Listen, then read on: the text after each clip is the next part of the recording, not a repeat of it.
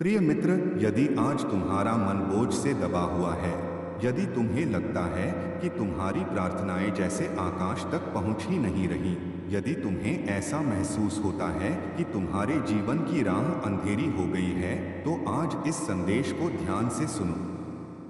यह संदेश तुम्हें डराने के लिए नहीं बल्कि आशा देने के लिए है।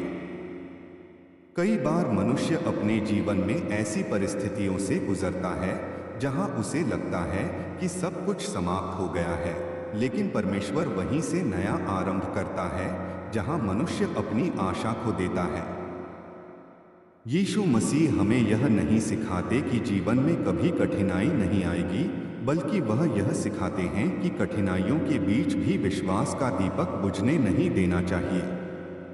जब चारों ओर अंधकार हो तब एक छोटी सी लौ भी रास्ता दिखा देती है, और जब मन परमेश्वर पर भरोसा करता है तब वही विश्वास जीवन की सबसे बड़ी शक्ति बन जाता है।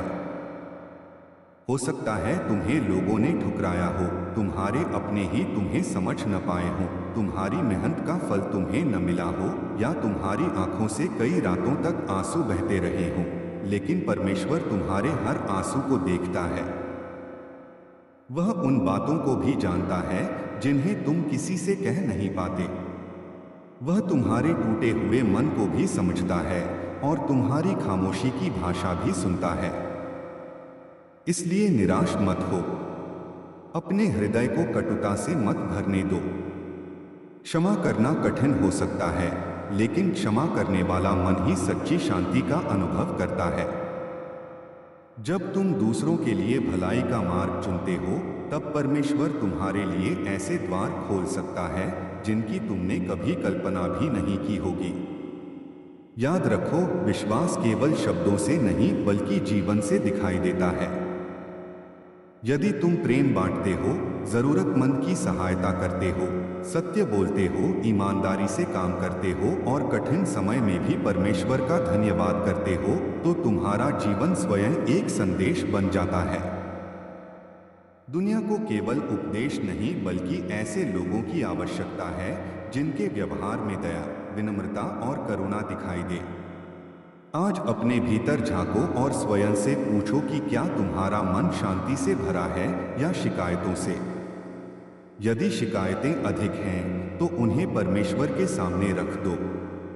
यदि भय अधिक है तो उसे प्रार्थना में बदल दो। यदि कमजोरी अधिक है तो परमेश्वर से सामर्थ्य मांगो। वह तुम्हें नया साहस देगा। कभी कभी उत्तर तुरंत नहीं मिलता, लेकिन इसका अर्थ यह नहीं कि परमेश्वर सुन नहीं रहा।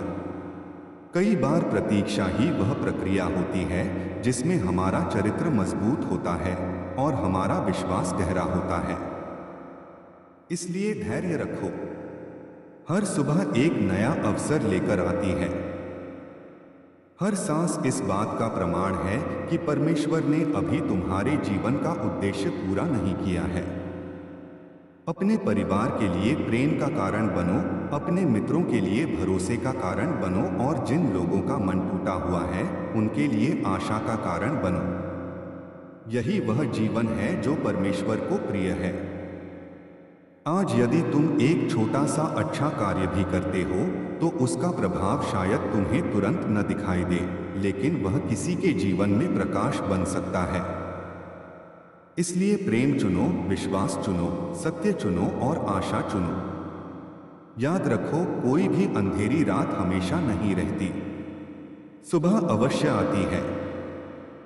उसी प्रकार तुम्हारे जीवन में भी नई शुरुआत का समय आएगा।